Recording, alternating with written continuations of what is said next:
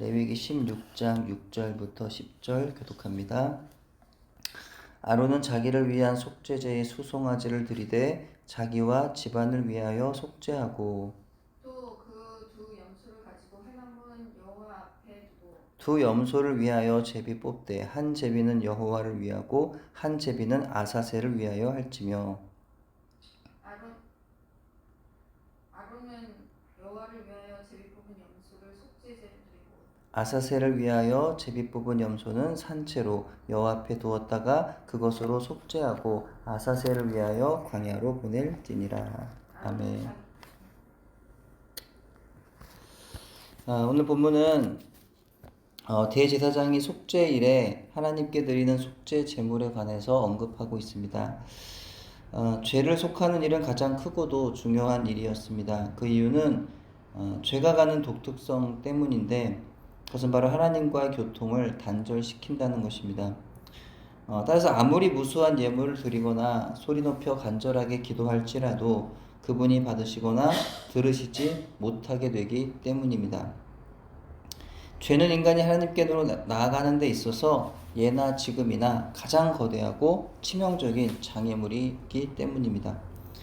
아론은 백성의 죄를 위한 속죄 제물만이 아니라 자기를 위한 속죄 제물도 드려야 했습니다. 그래서 모든 사람이 다 죄 아래 있으며 스스로 죄를 극복할 수 없음을 보여줍니다. 죄는 본질적으로 하나님과의 관계이기 때문에 도덕적인 어떤 선행이나 종교적인 신심으로 해결될 수 있는 문제가 아닌 것입니다. 따라서 대제사장은 먼저 자기를 위한 속죄제를 드린 이후 이제 회중을 위해 속죄 제물로 삼은 2마리의 염소를 놓고 제비를 뽑아야 했는데 한 제비는 여호와를 위하여 한 제비는 아사셀을 위한 것이었습니다. 아사셀은 속죄 염소를 가리키는 것으로 우리의 죄를 지고 성문 밖 골고다로 향하신 예수 그리스도의 대속 사역을 예표해 주는 겁니다. 그렇게 제비 뽑힌 아사셀 염소는 광야로 내보내져 맹수들의 밥이 되었고 그렇게 백성들의 죄가 속하여졌던 것입니다. 그래서 오늘 본문에 보시면 아사셀을 위하여 제비 뽑은 염소가 나옵니다. 여기서 아사셀이라는 단어의 의미는 무엇일까요? 여러 가지 해석이 있는데요.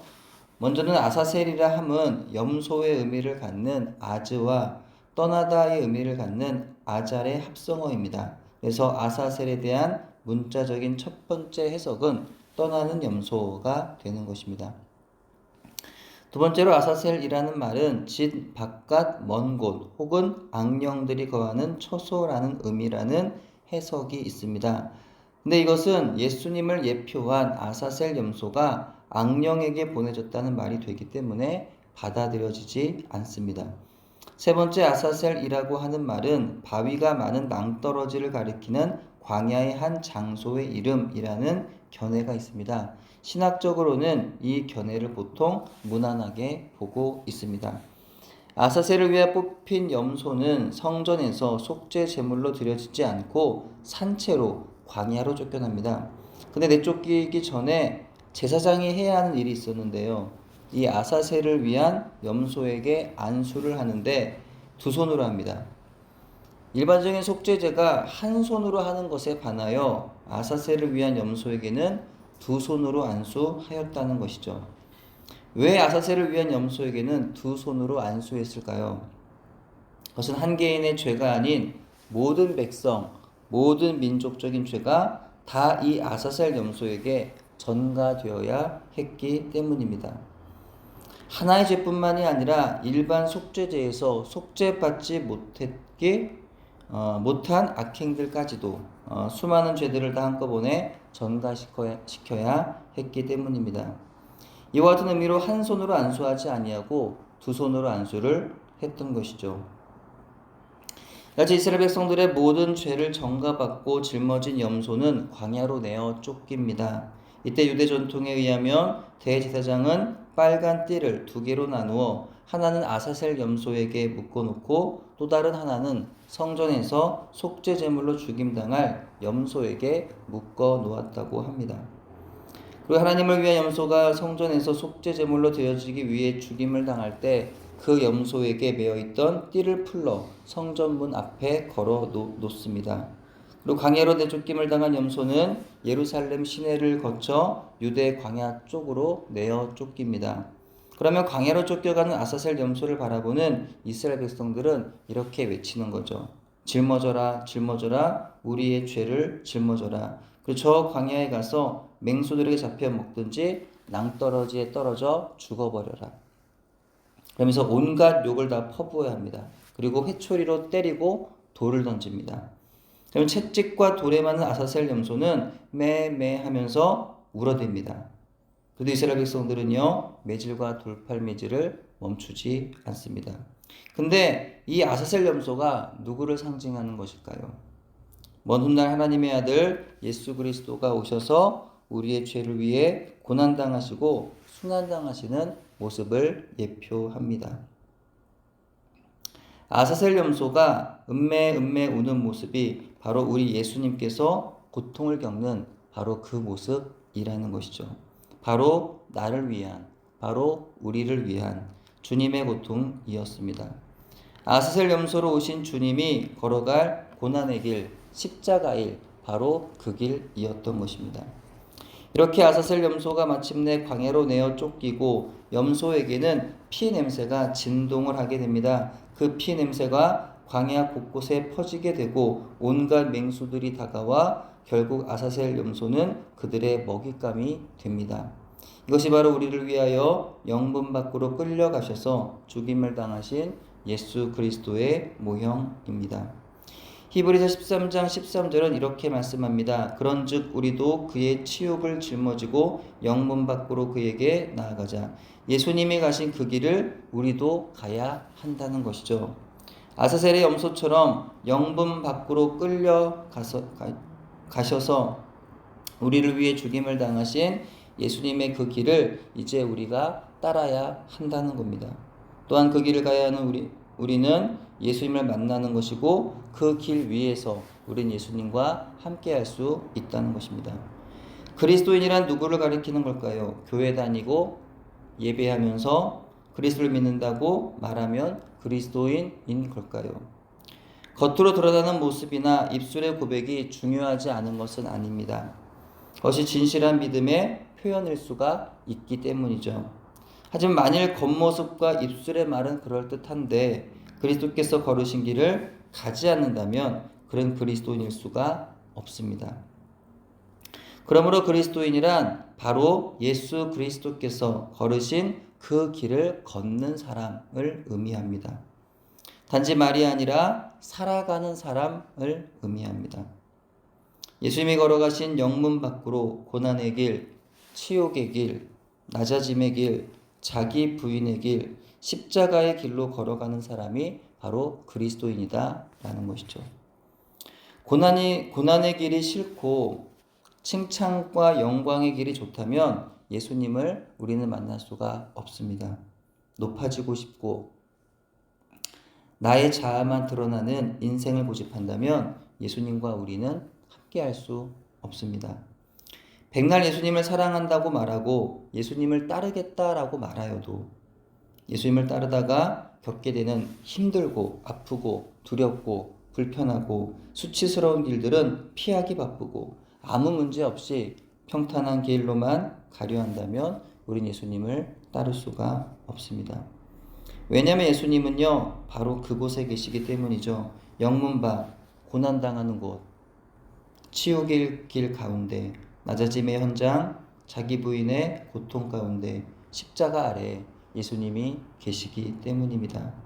그렇기 때문에 그곳으로 가지 않으면 예수님을 만날 수가 없는 것이죠. 그러므로 내가 힘들고 가슴 아픈 시간들을 지나고 있다면 바로 그곳에 예수님이 나와 함께 걷고 계신다는 사실을 우리는 기억해야 할 줄로 믿습니다. 하지만 그럼에도 불구하고 예수님을 믿는다는 것이 그리스도인의 길이라는 것이 성공하여 영광 누리고 평안하고 안락한 길이 아니라 영문 밖의 길, 고난의 길, 치욕의 길, 낮아짐의 길, 자기 부인의 길, 십자가의 길이라는 것이 너무 실망스럽습니까? 그런 길을 왜 가나 싶으십니까? 안 그래도 인생이라는 것이 너무나 고달프고 힘겨운데 예수를 믿으면서까지 굳이 그 힘든 길을 왜 가야 하나 싶으십니까? 하지만 여러분, 정말 마음을 정하면 그 길이 결코 힘들기만 한 길이 아니라 오히려 쉬운 길이 되는 것을 경험할 것입니다. 마음을 정하여 참으로 예수님이 가신 길을 걸어가면 그 길이 슬프고 두렵고 치욕스럽기만 한 것이 아니라 그보다 더 큰 기쁨과 평안을 경험하게 되리라 우리는 믿는 것입니다. 주님 말씀하시죠. 수고하고 무거운 짐진 자들아 다 내게로 오라. 내가 너희를 쉬게 하리라. 나는 마음이 온유하고 겸손하니 나의 멍에를 메고 내게 배우라. 그리하면 너희 마음이 쉼을 얻으리니 이는 너의 멍에는 쉽고 내 짐은 가벼움이니라. 아멘. 여러분의 모든 무거운 짐을 여러분을 위하여 십자가 지신 그분의 발 앞에 내려놓고 쉼을 얻으시기를 바랍니다. 우리 모두 예수님의 십자가 앞에서 위로와 격려와 축복과 은혜와 힘과 능력을 얻는 우리 모두가 되기를 바랍니다. 십자가를 질 때 비로소 시작되는 예수님과의 친밀한 영적인 사귐을 누리는 저와 여러분이 되기를 바랍니다. 아무리 힘들고 어려워도 사랑하는 사람들과의 사랑의 연대가 끈끈하고 친밀하다면 그 힘든 상황마저도 기쁨이 되고 행복이 됩니다. 정말 어려울 때 마음을 함께한 친구나 동역자가 있으면요, 외롭지 않습니다. 그렇게 힘들지 않습니다. 나중에는 지나고 보니 그때만큼 좋았던 때도 없다고 말하게 됩니다. 분명 가장 힘들고 어려웠던 시절이었지만 함께하는, 마음을 함께하고 또 주의 길을 함께했던 그런 동료, 그런 친구들은요, 그런 동료와 친구들이 있었을 때는요, 그렇게 힘들게 느껴지지 않더라는 거예요. 오히려 좋았던 때로 기억이 되더라는 것이죠. 근데 우리가 지는 십자가도 바로 그렇지 않겠나라고 여겨집니다.